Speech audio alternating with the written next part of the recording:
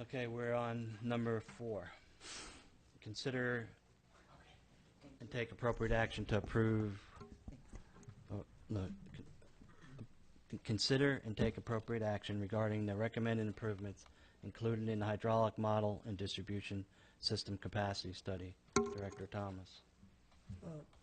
President Carr, I have a motion to make, and if I get a second to that motion, then I've got a number of comments I'd like to make as well. I move that we accept and move forward immediately with the planning for recommendations number 2, number 3, number 4, and number 5, as shown on page 38 of the CP&Y Hydraulic Model and Distribution System Capacity Study that was presented to Mud One on February 5th, 2016, and is shown on page 87 of 184 in tonight's Mud packet, less the $4.4 million in item number 3 that has already been approved by this board for our share of the 21-inch line from Fort Worth to Westlake's water storage facility. These items consist of an estimated $2.18 million for an alternate parallel 16-inch water line from our storage facility at 100 Municipal Drive to our elevated tank near T.W. King Road, an estimated $13 million for a new water supply line from Westlake's water storage location. Stop. Is this all a motion or discussion? This is all one motion. A motion is specific items, and what you started off with was fine, then you went into discussion why it was needed or something. No, I'm laying out the items in the motion. Items number 2, 3, 4, and 5. I'm laying those items out specifically so there's no question about what my motion is about.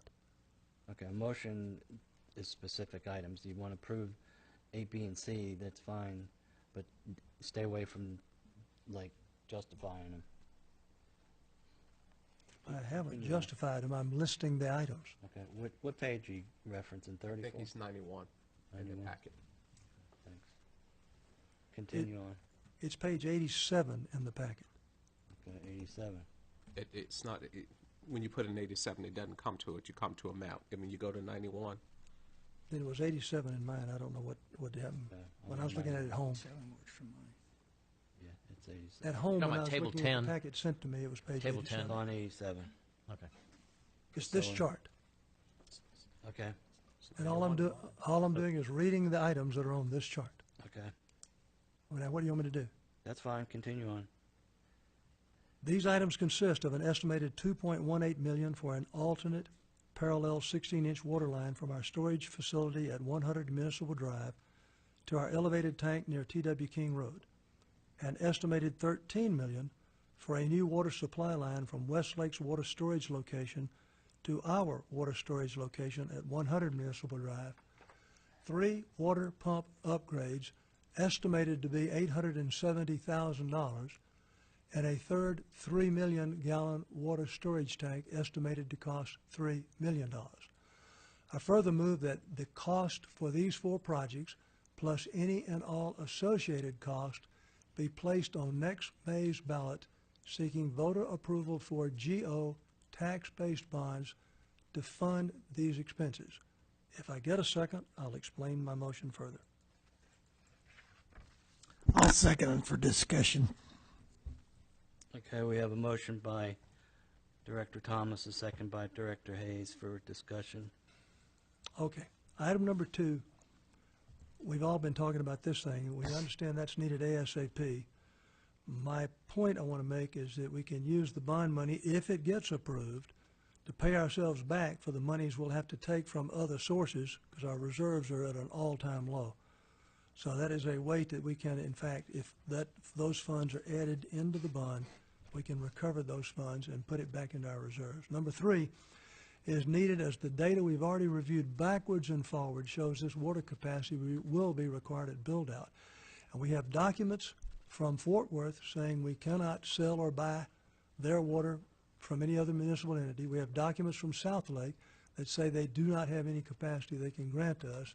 Therefore, we have no other way to get this water other than to put this line in the ground. Number 4, we need to reimburse ourselves for the $370,000 pump that we've already put in this year's budget because, as we well know, we're struggling like crazy to figure out how to pay for that thing. And to cover the future expenses for the remaining 2 pumps, I had a conversation with Mike, and I asked him what his conservative estimate. I told him, don't shortchange yourself, but don't overchange yourself. This first thing cost us $370,000. According to Mike, he feels the other 2 pumps, and correct me if I say this wrong, for $250,000 apiece maximum. And so if you took those that 500,000 and add it to this 370, that is where the 870 estimated number came from in my proposal. And number 5, Mike can explain this in a lot more detail if you like. Well, we've already reached the maximum limits that our 2 water tanks can sustain drawing down water. We're not going to be able to draw down enough water at build-out. Won't physically be able to do it. And that 3rd tank is going to be an absolute requirement.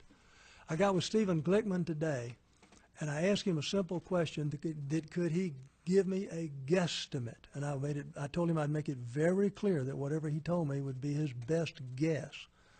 Could give me a guesstimate on what additional property evaluations within Trophy Club to build out would be. I had come up with a number based on PD 30 that he had given me before, based on approximately 150 homes, based on the 2 hotels, the 2 restaurants, the commercial property in the back, and the commercial in front. My number was 193 million. Steve's number was 150 million. So somewhere between 150 and 193 million potentially lies the truth of what the additional taxable value of property will be. That does not include, over the next few years, the increase in taxable value of property already on the ground. If history holds itself and if the market stays up, that property is going to continue to go up in value, giving us more tax dollars. Entrada is scheduled to come online within this period at approximately, counting the homes, $540 million. If you take all of those things and you look at our current tax rate of 12.722 and take out the fire piece of that, which is 7.83, and then do the math, the amount of revenue generated from taxable dollars will far pay for all. And by the way, the math I did is I took $21 million and just said 5%. I took the worst case and said, what will and then over 20 years. And the math I came up with, the tax generating revenue will pay for this thing in spades with tons left over, where we could even reduce taxes while we're doing all of this. I then did the math again, and this was just a real high-level math. Said, how in the world do we pay for this with revenue bonds? And we can do it, and we get to raise everybody's water rates significantly. Everybody's, commercial as well as residential. We've already got residents sitting on us right now that are very upset with the past water rates we've got. Greg has already pointed out to them that they're going to get hit with another rate again next year just because of our movement towards AWWA standards. And so it made no sense to me whatsoever to try to fund this thing with revenue bonds. That are the reasons why I did what I did with this motion. Oh, I'm sorry, forgive me. There's one more thing I wanted to say. I hope everybody realizes that when you go to residents and ask them to approve bonded indebtedness, you only spend that money when you are ready to spend the money. It's like having a bank account. MUD 3 approved $5.7 million in bonds back in the mid-'90s when I was on the MUD 3 board, because we did a lookout to say, what do we think we need, to the end of MUD 3. Didn't use that money because MUD 3 got merged into MUD 2. The 5.7 carried over. MUD 2 got merged into MUD 1. That 5.7 got carried over. Guess what we used for the wastewater treatment plant? The $5.7 million of approved bonds from 1994-95 approved for MUD 3. So just because we go out and seek approval for this, if we get approval, we're not going to spend this money until we have to spend it. But I don't want to go nickel dime. I'm with Greg on this. We need to go explain to residents what we're doing, why we're doing it, backwards and forwards, left and right, so that there are no questions, and people understand that we are going to manage that money to the best of our fiduciary responsibility if they approve it and give it to us. Okay, Vice President Wilson. Okay, I think we've already addressed 2.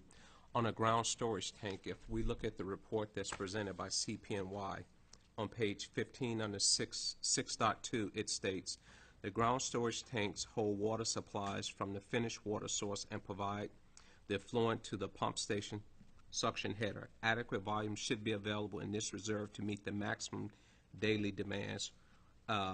Water should be supplied to the ground service tanks, and tanks should be sufficient to provide the pumps with enough water to meet any potential system demand scenario. So this report that's quoted clearly states that we don't need additional ground storage tank. Oh, I don't agree with that at all. I I don't think it says that. Ask Okay. Ask Mike. well, I'm not, okay. No, he's I your don't- expert, ask him. I don't know where it was from in that, where it's at in the hydraulic model study, but It's 6.2, the last paragraph on page 15, and I read it verbatim. So, to me, this is what the engineers are saying, not necessarily Mike. So if we paid the engineers to do a study, if we're going to throw out what they're telling us, if they tell us that we have sufficient capacity to meet the demand, then to me, I think we need another set of engineers, if we don't trust what they're telling us. Go to their proposed sheet of expenditures, and why would they put that as a absolute priority item if it was not required? Well, they put a list of I can't justify, and I wish he was here to justify his what he selected. But I'm just reading what he said, and what he said in his report was that the water supply, the ground storage tanks hold water supply from the finished water stuff and provide the fluent that adequate volumes should be available to meet the maximum daily demands. And Mike, you deal with this on a day-to-day basis. Can I ask your experience as to what's happened in the past? I don't know exactly what they were talking about there, but their actual suggestion was for another ground storage tank. So without them here to explain exactly what that was, I mean, I don't know.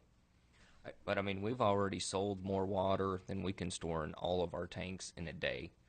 If we do that for 2 days, I mean, even a 3-day, max, we're not going to have any water in our tanks. We won't be able to bring it in fast enough. yeah, So somebody's going to wake up in the morning and want to brush their teeth or flush their toilet, and they're not going to have water to do it. okay. I'm just simply reading the report. Yeah, I'm looking. Do you see where I read from? Page 15, the second paragraph on the 6.2? I'm trying to get up to it. It's on page 64 of the packet. 6.2. How do you get back to the agenda? Okay, the other thing I just want to point out, it's on page 16. He mentioned, and that's talking about the elevator tank, so that's irrelevant. That's not anything at question. One of the things that someone brought up during one of our meeting was converting the fixed speed pumps to variable speed pumps. I know that question was put to Kevin. Did we ever hear anything back from him on the possibility of doing those conversions? Because I guess Mike actually researched that. I think. Okay. Well, the problem with that is the two pumps that we have down there that we would change to VFDs, they're the original 1983, 81, 82, 83 pumps that are there. They're 150 horsepower pumps. Even if we put a VFD on those, the max we can get out of those is about 2,100 gallons per minute. Okay. The whole point of going to, replacing those pumps is to actually install a larger pump that will at least double the amount of water we can pump with those. So, I mean, I can install a VFD on them all day long, but I would still run them wide open because they just don't put out the capacity of water needed for demand. Okay. And I think what they're saying when the ground storage tanks hold water, it says adequate volume should be available in the reservoir to meet daily demands. I don't think they're saying that it actually is. Well, they're estimating. I mean, he can't say for a fact. And if we go back to page 4, if we go to the top of page 4, it says now that most of the available space for development has been utilized, it does not appear that the ultimate number of connections will reach the 6,034 previously projected. Counting all of the lots available for new homes and the multifamily projections, there are not an additional 1,517 connection points that can be accounted for. Counting lots, townhomes, and expected multifamily units, the number of additional connections may be in a range of 500 to 600. Then he talked about lawn watering and you go a little bit further down. Lawn watering is a significant part of the water usage in the community, and that component of the demand would not necessarily increase if the persons per home grew from 2.3 to 3.5. I think what I get from that is that when this study was initially done, he based it on a set of assumptions, which he's now 2 years later determined no longer to be true, because the number of lots that we actually will get is a third of what was initially anticipated. Because some of that is multifamily, you're not going to get a lot of the watering which he previously anticipated in that previous study.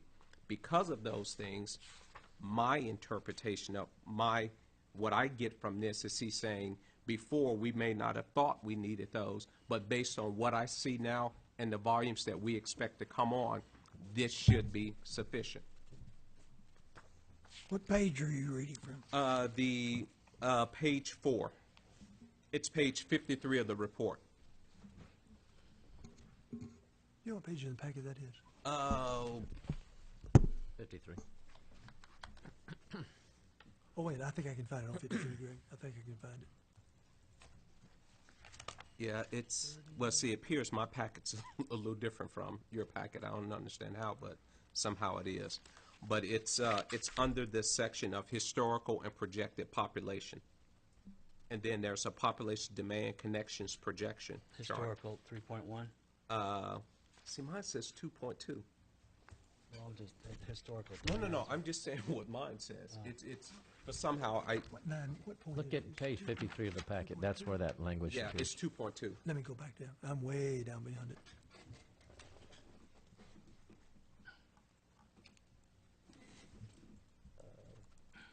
Yeah, I'm still, yeah, it's way up. It's way up, yeah. Up. I think you We're just getting went close, past it. getting close. No, keep going down. 2.2. Goes Yeah. 53 at the Yeah. top. And so where I was reading from is, go down one more, please. To get to where I was reading from, it's on that next page. It's on the next page. I typed in 53. I started here. Okay. Yeah, Thank you, where, thank yeah.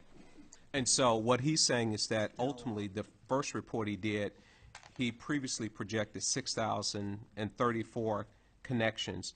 Based on his accounting now, that number, which was additional 1,500, now he's anticipating it's only going to be a third of that number, around 500 or 600. Additionally, what he points out down here, 500 to 600. 500 to 600. That lawn watering is a significant part of their usage, because you're going to multifamily. Obviously, you're not going to have, there's going to be less water used, because if you bring in townhomes, apartments, et cetera, you don't necessarily have the water there. And so the other thing he points out, I mean, they fluctuate between the peak factor of 2.3, 2.5, 2.8, and then somehow the 3.5 popped in there, which pushes us over the capacity of the system that we have in place. I don't understand the justification to that when I look at the peaking factor throughout 2014, 13, 12, 11, and 10. It goes from 217, 254, 233, 250, 235. So it appears to be more in that 2.3 range. And when you take that into account, I don't get beyond our current capacity. And so my position would be, we need the line that we've already approved to the east side, but and we obviously need the pumps. We've talked about adding those in per year, just out of our current income. To me, those are the only two things that we need out of all the things that have been suggested. And if our analysis prove otherwise, then we can go forward to that. But my position is, based on the report that's presented by CPNY, we only need the pumps that we've already agreed to buy year over year, and the line, the east line. I'll cede the floor. Director Rose. Okay, first of all, we've had this discussion before. And at that time, I presented documentation based on connections versus use from 2012 through 2015. That's, Okay, so you've seen that before. the one on connections, not the population. Exactly. This is connection driven. It is more current than what was used in the plan here, because this drops clear back to 2010, if I remember right, for some data. It is more precise. This data shows that, one, we don't need the tank, and two, we don't need an additional line. Now, I also, because we talked about the 7.92 capacity in the tank, I contacted a friend who does some engineering and asked him to follow up on some numbers I got from Fort Worth by email that said that they used normally 60 to 65 psi in their lines, and what I came up, what was derived from that, see if I can find it here, was that at 60 psi, that line should be able to deliver 7.7 MGD, and that's against the 7.92 that we had. At 65 psi, it should drive 8.1 MGD. And in this discussion with the person from Fort Worth, I'll pull another email up to get his name, he mentioned that in the summertime they would go to 90 psi because of people watering yards. 90 psi through our line will deliver 9.6 MGD. Well, the problem is we don't get 90. Well, but That's coming out of Fort Worth, because I called them too when you brought it up before. well, the point is that that's what they put in, and so, and they're also agreeing under the new contract for the new line to deliver 10.3, I believe, to us. That would be at our pickup point. So if they're going to deliver 10.3 MGD to us today, all we have to do is get the water from there on over. But the point is that the data that I had previously provided was based on 7.92, which is an agreed upon number that the line has delivered. So the data that I have indicates that those items are not needed. And so The Which problem, items? I'm the sorry. items, Clarification. the items would be, the items would be the tank and the line coming along 114, the increase in the line size. Those items are not needed. Mike, I want to hear what you have to say. I just want to clarify, the 7.92 is what we actually pumped out. We didn't have that in our tanks. I mean, that's us bringing more water into our tanks. We did not take 7.92 million from Fort Worth, or we would have hit a peak charge at that point. Our peak charge was at 5.4. So we could only bring in 5.4 million from Fort Worth without hitting a peak charge after selling over 7. So obviously my tanks are already starting out the next day lower. And if you want to go for pressure from Fort Worth, I sit out here right after I sent out that email to all of you directors about the pressure from Fort Worth. He had the same PSI here too on a printout from his SCADA system. I have years of records on my SCADA system. In the summertime, when everybody's pulling water in the morning and I need to fill my tanks, I'm getting around 40 PSI. I'd never get 90 PSI. Because I called Fort I don't Worth. even get 60 PSI. I the called summer. Fort Worth, and Bill's right. They do have that pressure coming out. But by the time it comes up here, goes through the city, goes through the pipes and everything, we're only getting, like you just said, about 4. On our pressure At is the not best day. pumped. Our pressure comes from a Kaler tank. It is a ground storage tank that almost seconds isn't elevated because of the elevation out of it. But we don't get water pumped to us. They pump it to that tank, and that water is fed from that tank to probably Keller, Westlake, Roanoke. So are you saying that the capacity of the inflow from Fort Worth is only 5.8, or that's the most we've ever brought in from them, Or are you saying that's the most we've ever brought in from them, but truly our capacity is 7.9? Because I want to differentiate. No, the 7.9 is what we've pumped out. It has nothing to do what we brought in. That's what, but my question is, what's our actual capacity from them? Is it the 5.8?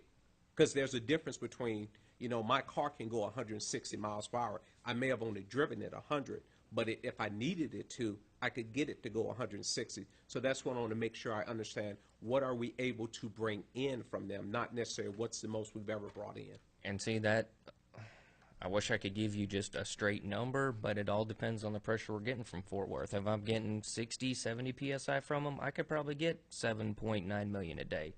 If they're giving me 38, 40 PSI, I'm not going to get that. Okay, so you're saying the actual line capacity is 7.9, but because of the pressure of which we get from Fort Worth, we're not able to maximize the capacity of that line. The most I've got out of that line is about 7.9. I think that's about the max. So you've gotten 7.9 from the line. I have got the gallons per minute to hit that in a day if the pressure stayed the same and the gallons per minute stayed the same. I've never pulled 7.9 from it So it is because our capable. peak charge would be probably $300,000. No, I understand that we would hit a peak charge, but what you're saying is that the line capability will reach 7.9. And that and we've actually achieved that, correct? I've achieved it for a small amount of time, A moment in Okay. time. Okay. Not for a day. not for a full 24-hour period. Okay. I would say an hour, I've hit 5,500 gallons a minute. Kevin, can I say something? Sure. Let me just kind of explain what's been driving me on this after giving it literally several months of thought.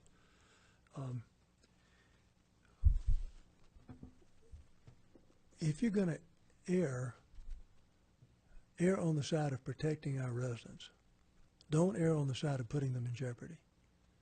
Bill, I don't know about your numbers. You did a lot of work on it, but if the numbers were wrong perchance and we made a mistake, this subdivision, forgive the word, this subdivision is screwed.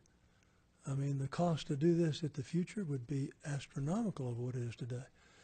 You're not going out and telling these people, I want you to give me $21 million, and they are earmarked. I'm going to spend $3 million for this tank. I'm going to spend $13 million for this water line. I'm going to spend $2.8. That is the rationale you use to come up with the final base number you're asking the residents to approve. As time goes by, we'll know absolutely if we've got to have that line. And if so, we'll have the money to spend on it. We will know absolutely if we have to have a third tank, and we'll have the money to spend on it. And oh, by the way, if you don't need the money, you're not going to touch it. It's going to stay out there, and it will never get spent, and the residents will never be taxed for it, and they will never pay for it. But at least you have protected this community at build-out to the best of our knowledge at this point in time. It doesn't cost you very much to offer that protection. Versus it'll kill you if you don't, if you're wrong and don't offer it. Well, my response to that would be this. What you're saying is by approving a bond, you could go out and do it. So if 3 or 4 years down the line we decide, oh, we need to do this, then if it's costs that we're protecting by us approving this money, we're not holding the price of these lines to that dollar amount. So if this line is now 12 to 13 million is 18 million, you would still have to go back out to get additional money because correct. the price has increased. That is correct. To me, the protection to the community is I don't want to go out and spend $20 million. We've already increased the rates 58% or whatever the number is and say, okay, put on a bond, I need another $21 million just in case. If I'm going to ask them to write me, to sign up to give me $21 million, I want to be able to tell them I know I need it because I can always go out and get the money if I need it. I don't have to do it just in case. I won't go out and get a loan just in case a house come on the market so I can buy it. I'll go out and get the loan when I find the house that I know I want, then I'll buy it. Okay, I think you're misstating going out and getting money. You're not going out. You're not paying any payments.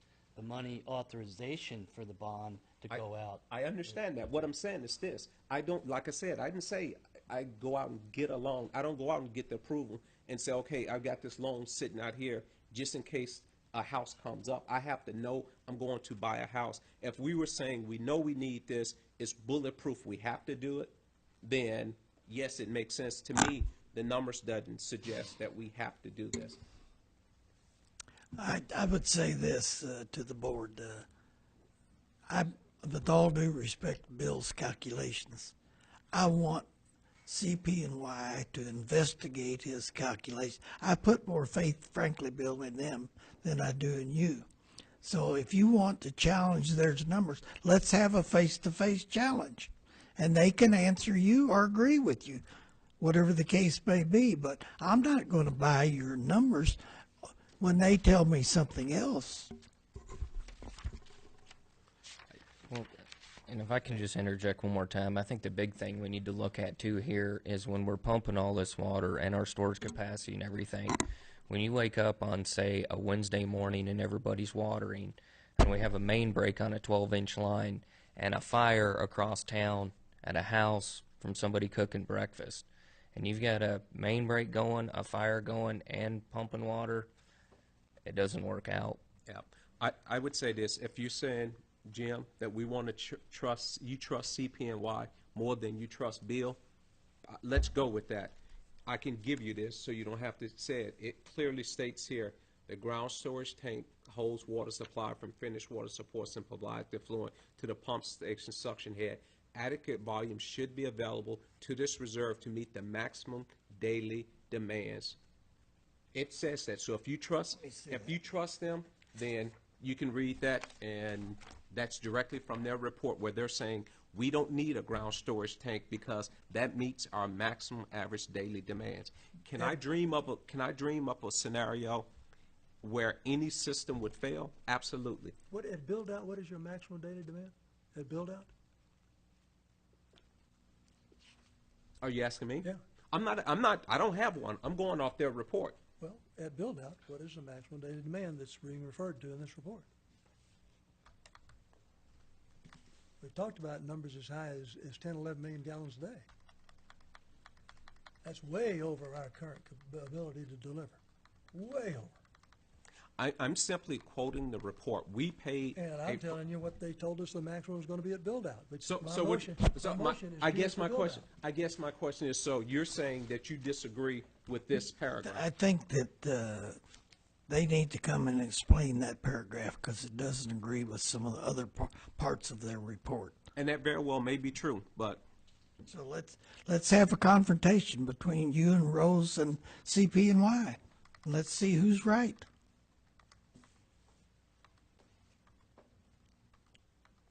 Okay, there's motion They on it. can't answer your questions, then you're right. If they can tell you that your suppositions are wrong, then they're right. Let's find out who's right.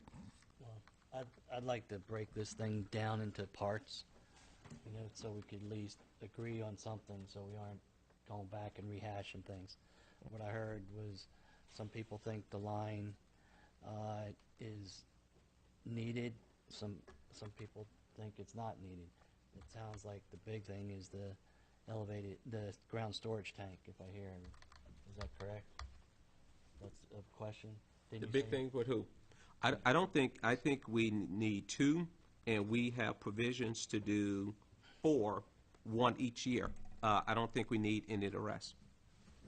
Okay, so if you said 2, which is improve line from pump station to east tank, right? And that's already been taken care of. And then Okay. we've made provisions in our budget to do 4, 1 pump each year over the next. We have 1 for this year and 1 the next 2 years. And I think we're set. And what about the line coming from the pumps, the station over to this side?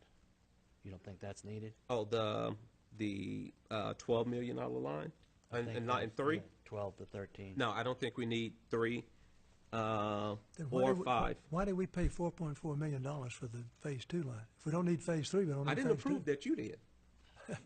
So, I mean, you asked me. This board you- approved it. No, but I wasn't on the board at that time. Whoa.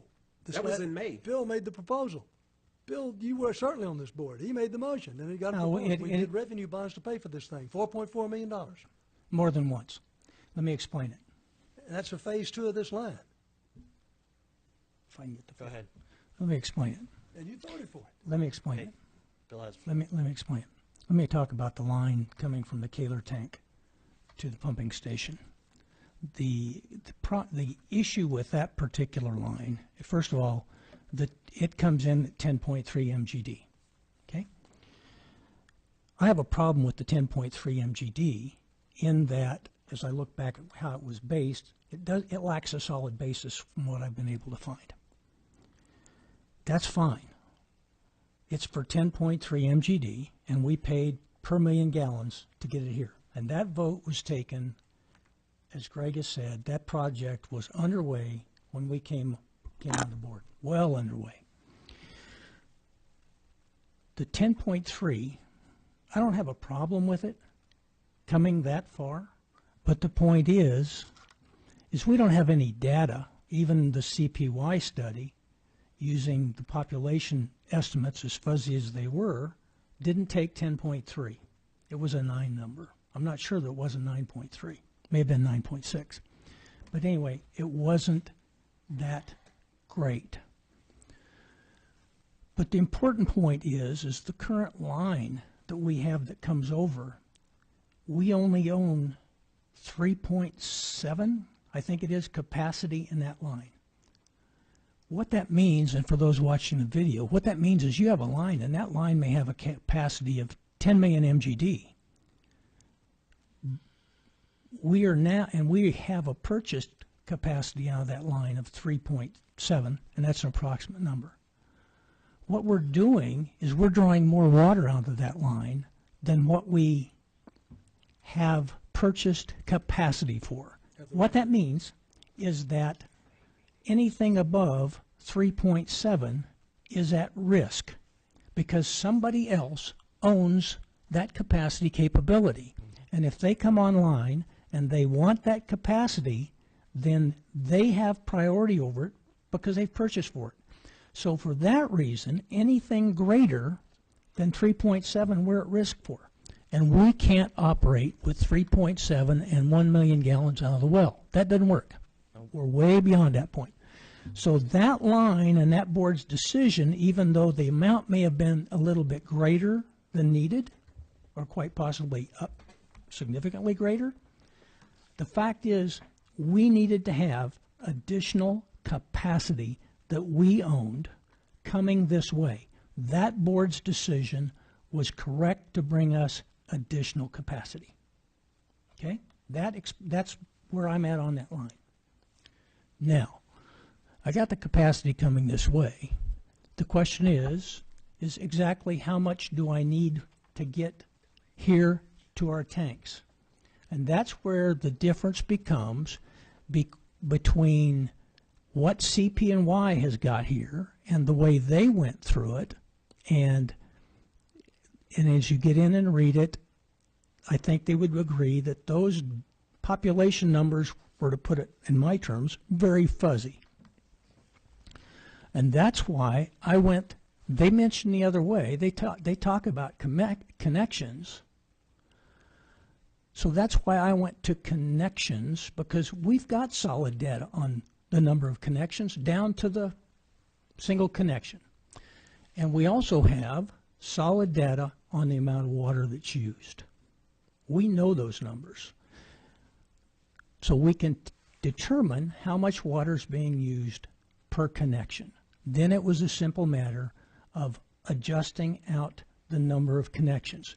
Now, as Director Wilson's pointed out, the study talks about 1,1600, and they said, well, I can do 500 or 600.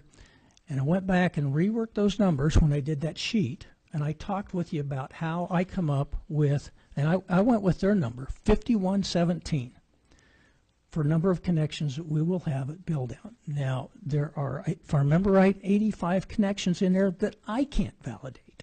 So that's a plus. And when you look at those number of the connections, you kind of have to look at the connections, what they're going to be. Well, you got 280 apartments going in, rough number, and 30-some townhomes of those, rough number. Those folks aren't going to be watering any yards. Their consumption is going to be low. Okay, so that's a low consumption number. Well, you're going to have some businesses coming in. Some of those businesses may use more water than a standard residence. So you've got that offset factor, but that offset factor should take care of itself in the total picture. As you look at the total picture and the ratios, that number should be good. So that's where I've got my numbers from, and that explains Look, where they're at. If I think what I'm hearing all of us say is that we don't have a good, Bill, you feel like you've got a set of numbers that show some things. And I understand, and you do pretty darn good homework. And I agree with what Jim has said a second ago. I think we need to have our engineers come back and tear apart what you've done, look at what you've done, look at their own report to us. And those guys need to come back to us and tell us, is this thing still good or does it need to be changed? Because if it needs to be changed, then I will agree. We don't need to go ask the voters to approve something we don't need. I don't have a problem with that at all. I was looking more to protect ourselves on a worst-case scenario. So what I'm hearing is I think we need CPNY back here as fast as possible, and let's sit down and go through this stuff so we can make a decision. Because we've got to have enough time to do something for that May election if we have to do something. Okay. We got to have time to notify the residents. We got to have time. I mean, and so I'm with Jim. I think we need. I'll be glad to withdraw my motion if everyone will agree that let's bring CPNY back next month. And between that next month, Bill, let's have, if you will take the time, let's have you sit down with them. Let's go through all this stuff and let those guys come back and tell us what they think, our scenario is based on the new news they've got. Okay, just a point of clarification. 6.2, I've read this thing about 5 times already till my eyes are crossed, which they were crossed when I came in here. But I think it's an evaluation because it keeps saying the ground storage tank should do this, should do that. It's not saying our current conditions or future conditions will meet the future needs. I read it, and maybe it's just the way I'm reading it, but it's just saying this is what ground storage tanks should do, because it goes into the next page and it says this is what elevated should provide. So I think it's a should, not that what our current conditions do this. But Kevin, we got enough. I would agree with you, but you have to realize they're estimating our number projections. So if they're saying it should be available to meet the reserve of the maximum daily demands, if it should meet it for a year from now, then it has to meet it today. I don't read it that way. I think it's just a paragraph saying under the conditions that are needed, this is what it should do, because Yes. it goes into the elevated and calls out the fire requirements, the 25 and 30% of elevated. The paragraph before that says this is what ground storage or storage evaluation, Look, including let's that. let's quit beating ourselves up on semantics. Let's I get the agree. guys back out Okay, here. if you want to withdraw your motion, we can table this to next meeting. I'd be glad to do that if y'all will agree. Oh, If you'll agree that we direct maybe Mike to have them bring this back out to get with Bill, to go through Bill's stuff, I would like for, yeah, I would love to look at I mean, this. how about if we have a workshop just on this thing rather than have it in a meeting where it could be 11 or 12 o'clock by the time we get done, going bouncing back and forth and make sure this is the only topic we're discussing and everybody is clear after that. Would that But be Kevin, I better? think Bill's done a lot of work that I didn't understand all of it, Bill, but a lot of it made sense, all right? And so, but my point is, if we can get Bill and Kevin, and let's sit down and go through this stuff, then if you want to have a workshop, then we've got some data that we can bring to that workshop. Now, by the way, we can't overlook something. Obviously, our commitment is to, our prime commitment is to the residents of Trophy Club, but our total commitment is to our customer base. Our customer base includes a little thing called Solana. Now, that's not Entrada. That's not Granada. It's Solana. And in my last meeting with Solana, I asked specifically the question, you've got some more ground over here. What do you plan to do with it? I don't know if y'all been across the street in the past couple of weeks, or I hadn't been over there in months. There's this gigantic parking garage that's just been built to the next to the properties. And they told me in the last meeting that they do plan to erect several more buildings over there, which they said they would come to us for water and sewer. It's just something we need to think Okay, about. what's your flavor of the day? Workshop or have it in a meeting? Well, here's what I would have a third option. Okay. I would like to see the young fellow that did this study. It wasn't Kevin, it was that younger fellow that works for him. Was Gil? I don't know what his name is. Gil. Okay. It's like a But curler. he struck me as a fella. He doesn't have a bone to pick in this argument. He's pretty honest, trying to do the best he can. I don't think he's trying to slant it one way or the other, nor do I think Bill's trying. Bill's got a point of view. I think those two guys ought to sit down before we have a workshop and see That was my thought too. if they have any disagreement or they have agreement or whatever. But I don't think we need to waste all of our, it's not a waste, but I don't think we need to take all of our time because that guy, Bill's not trying to pull the wool over our eyes. He's doing the best he can, and he's using a population number. You're using a connection number. So I would like to see the two of you get together and see if you can convince him that your way is better, that connections are better than population. If we need a workshop after that, we can certainly call one. Otherwise, we can just bring it up at the next meeting. But don't they need a third person in that? Yeah.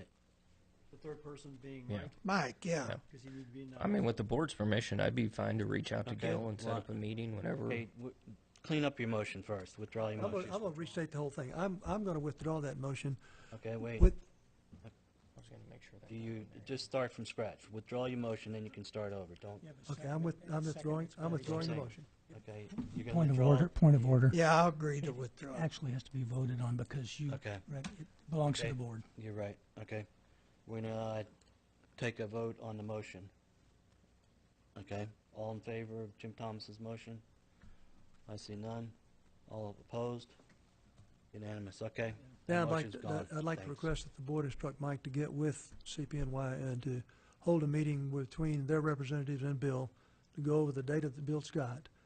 Then based upon the result, I said Mike, Okay, and based upon the results of that meeting, then Mike, you and Bill can get with Kevin, and if we feel like a workshop is necessary, Kevin can call one, or if those results can be brought back to next month's meeting, then we can take my proposal and reconsider it under some form or fashion based upon the information that we get.